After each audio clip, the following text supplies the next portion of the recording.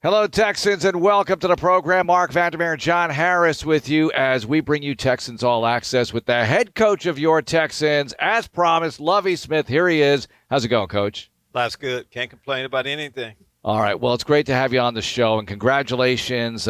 We haven't talked in this format yet, but how has the first week been? Why don't you take us through what it's been like for you getting adjusted since you've been named head coach of the team? Well, the first week is gone by quickly, seemed like. About, I guess, a week ago, we had the press conference. And the first order of business, I don't know if you heard, but I've done this. This is my third time doing it. Yeah, we've heard. And I knew it then, the first order of business is to get the staff together. Mm-hmm. And so as soon as, the press conference day was over, even, you start putting, trying to get the staff together as soon as possible. And that couldn't have gone any better. It helps a lot when when you're keeping some of the coaches, of course, from the previous staff. And but right now we're almost there, which has never happened. It's taken a lot longer, of course, to get the staff together. Coach, after you've done it, like you said, 3 times, are the wheels always kind of turning about, hey, this guy might want to keep on the staff. This guy I might want on the staff. Hey, this guy's over here. I liked having him, or I like hearing about him. Are your wheels always kind of turning of guys that you're thinking about having on a staff that, hey, if it does turn into another opportunity for me, I'm going to keep these guys kind of back of my mind that I might want to be on my staff. Does that kind of happen over the years? I think if you're aspiring to be a head football coach, yes, you think that way. But just in general, guys you're working with, you're competing against this guy that's maybe a quarterback coach, and you just say, hey, this is a good coach right here. I think you're looking at it that way as much as anything. And I talked about someone on the offensive side of football. And then defensively, of course, you're working with guys each day. And from the people that I've been, as you see the beard, I've been doing it a little bit. A little bit. Experience that you had of just being around different guys that you knew were good football coaches. And if you're ever in that position, of course, you would try to, put them on your staff, and that's the case. How much of the day-to-day job is coaching the players, and how much is coaching the coaches, managing their jobs? Well, the first is about the coaches. Great point. It's that first, and for us to be on the same page. And once we're on the same page, and when I say on the same page, with how we do everything, with how we coach, organization, defining roles, and then as we talk about getting good coaches, and to me, then you let them do their job. Mm-hmm. As an assistant coach, all I wanted was the person that was over me. When I was position coach, the coordinator, and then the head football coach, to tell me my role, what I'm responsible for, and let me do my job. And I try to do the same thing, of course, being in a leadership role. Coach, you mentioned it's been 3 times, but you were at the Bears, Illinois, and the Buccaneers, but you were never an assistant coach there for a year like you were here. How does it make it different that you had the opportunity to be here for a year as associate head coach and defensive coordinator before stepping into the head coach role? Well, that's the unique part about what happened here.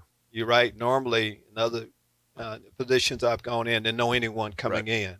So there was a grace period of getting the staff together, getting to know the players. I mean, hey, I need a map to get all those things.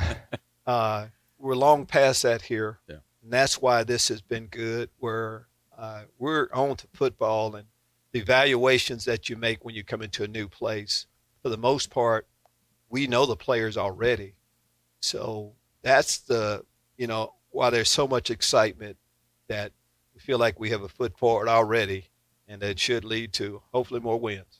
All right, let's sink our teeth into the offense here, Coach. You mentioned Davis Mills during your press conference, Pep Hamilton, your offensive coordinator. Yes. How will it change, evolve? What can you share with us right now about how the offense is going to look in 2022? Well, I think that's a little hard right now, this early, but I'll just talk personnel-wise first.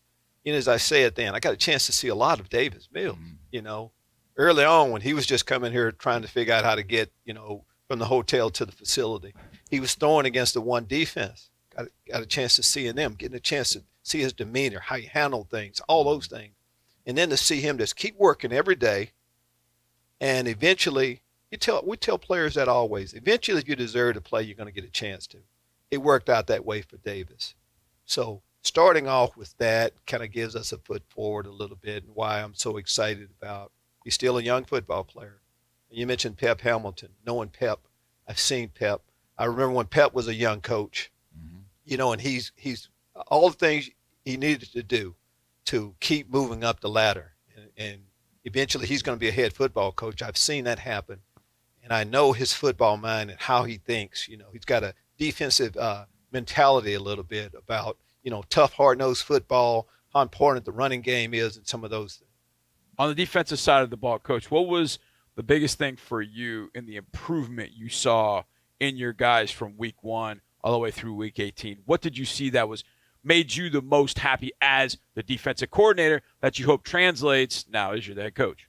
Well, on what I saw, you go back to the Jacksonville game, I thought played pretty good. I did a whole lot of good things during that time. What we had to go through, and that was, last offseason wasn't a typical offseason. Sure. I'm hoping we have a traditional offseason where we were Zooming and we didn't do an awful lot in offseason. I'm hoping we can go old school and be able to, phase, regular offseason, phase 1, phase 2, phase 3, all of those things. So as we were going through, and the progress that I saw a little bit is early on, just trying to establish who we are. Every time I talk about defensive football, I'm going to talk about taking the ball away. It takes a little bit to get guys to buy into that. And when you're new coming in, first it's just about some of the basic fundamentals. Keeping your, we play a gap sound defense of just taking care of your business instead of just, trying to do too much. Just my role, establishing that, getting the players to, it's also about, playing hard, all of those things. We got some of those things done, but then injuries hit you. And then you start playing a whole lot of players that didn't get as many reps, and some of those reps we missed in all season start showing up. So we went through a little adversity. That's what I like. And then the guys came back. Came back, we were supposed to beat the Titans and the Chargers and some of those teams. And then what we saw, though, the guys fought hard every week. So there was a lot of things we saw from them that way that kind of gives us excitement as we go forward now. All right, do you get the early practice advantage being a new head coach, and you get to go to work on the field earlier with the team, right? Yeah, well, we can start, without going over. I hadn't talked to our players about when we're going to start. I'll just say as soon as we can start as a new team is when we will. There's an awful lot that we can get done. Some of our players are kind of rehabbing right now, but looking forward to that, turning that, that new year starting where we can actually get out there and start teaching the guys. You can get so much work done in the off season before you get to training camp and some of those things. How do you get ready for Sunday? And I ask you that because there were a couple of times that I know Tennessee, they have that interview room next door where we always put our stuff. And so I walked in and I didn't see you. And you were just in the chair, just kind of kicked back, kind of arms crossed, and you were just quiet, just focused. What do you do to get ready for a game? You just find a quiet spot and kind of just go off and just get in the right mindset? What do you do to get ready for a game? Well, first it kind of starts is what you do that previous week. Right. And we have a routine on what we do Monday, Tuesday, Wednesday, Thursday, Friday. Right. And once you get to Saturdays and those periods, it's not a whole lot more you can do then. Sure. Hey, is in the born, whatever you have to say. Now it's just, playing out the game in your head, situational football. Yeah. It's what I'm doing most of those times.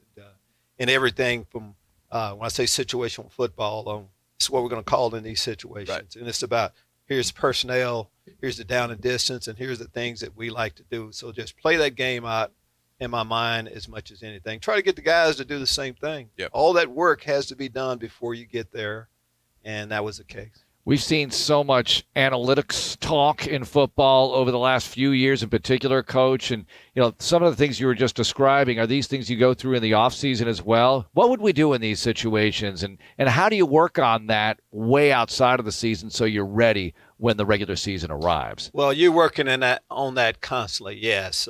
All season, in season, training camp. Each game week, we have a sequence that we go through to put the guys in the situations that come up in the game. And I'm talking about, if it's short yardage, 3rd and 1, on the goal line, this is what we're going to do. Red zone, these are the calls. 2-minute situations, all of these things, and just situational football that comes up. You're constantly preaching them. It's going to start in off season. for us to go over those. And analytics. Analytics has been around a long time. Mm-hmm. A lot of emphasis is placed on it right now, but still things you can have subjective things where you can use analytics all that you like, Mm-hmm. but in that situation on 4th and short, it's got to be more than just. If it was as simple as that, anybody should be doing it. Right. Just this says you do this every time. Right. It's a lot more to that. The feel of the game, the weather doing. It's so many things like that. And that's what we do every day. We come in. You're just trying to go over as many of those situations as possible, and have a plan before it happens in a game. Marc wants you to play more Madden, so you get No. used to. I did not say To do a that. little bit of that, coaches. We're now entering a period of you're still finalizing the staff. You're still getting some of those things together, which is obviously hugely important. Then, from a team building standpoint, free agency comes, and that's the business of football. How tough is that for you, from the standpoint of you coached some guys, you probably got close to guys, you asked them to do a lot last year as defensive coordinator, and they did a lot for you, but then they're moving on, or you're not re-signing them. How tough is the business of football for you as a head coach, as a defense coordinator, to kind of go through to see guys that you like, you grew close to, but then they move on?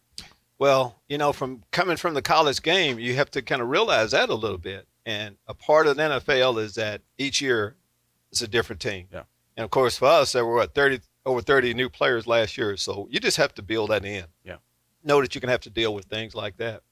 Coming from the college game, it's about recruiting. Yeah. So it's the same way, except for in the NFL, you can really give the guys money and stuff. All right. And not get in trouble. So that's a part of it. And you just start selling. Also now, word gets around on how you do things. Yeah. Guys talk.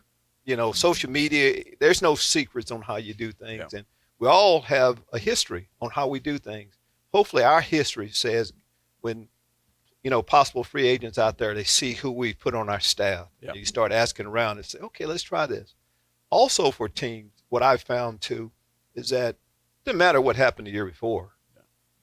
Cincinnati won 4 games the year before. They're in the Super Bowl this year. So teams aren't just looking at, your record, and you're looking at everything. Do we love living in Houston? Absolutely. Mm-hmm. All right. The Texans, do we have a history of playing good football? Yes. We just need to get back there. So there's a lot of positive things out there, and I can't wait for free agency to happen. And there's a lot of things I can't wait for.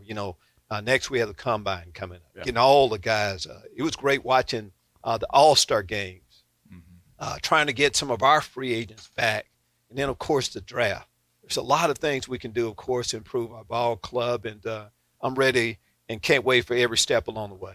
We just got through with the Super Bowl and the entire postseason. A lot of close games, and it seems like there are a lot of teams that are right there. What can you tell us about what you observed in the postseason? Any trend, any reaction or feedback from it at all? No, what I got from it is just what you said. Look at how close every game. Seemed like every game just came right down into the field goal or the last play. There's parity in the league. You start with that. And it's just the greatest game in sports, football too, the Super Bowl. Just look at everything that came with the Super Bowl. Just being able to be in this league and having a chance when everybody starts over. That's what I'm just so pumped up about. And the Texans have been up before, and it wasn't that long ago. And I just can't wait. And looking forward to the climb to get back up there. Coach, we talked about this a little bit back in the summer. The fact that we saw your wife, she was here, Miles is here. You get to work with Miles every day on the defensive side of the ball. Being a coach's son, I know it can be tough from his perspective, and he and I talked about that as well. But from a father's perspective and a defensive coordinator's perspective, how cool is it that you get to share those moments and share the year with your son and coach with him? Well, a couple of different thoughts on that. First off, just as a coach, all right, my role last year as a defensive coordinator, I can't tell you how many times if we weren't together, I was calling, we're talking football. Yeah. Talk football pretty much 24/7. And I know he's going to take my call every time, So just talking football and us being on the same page with how we wanted to play defensive football, that is special.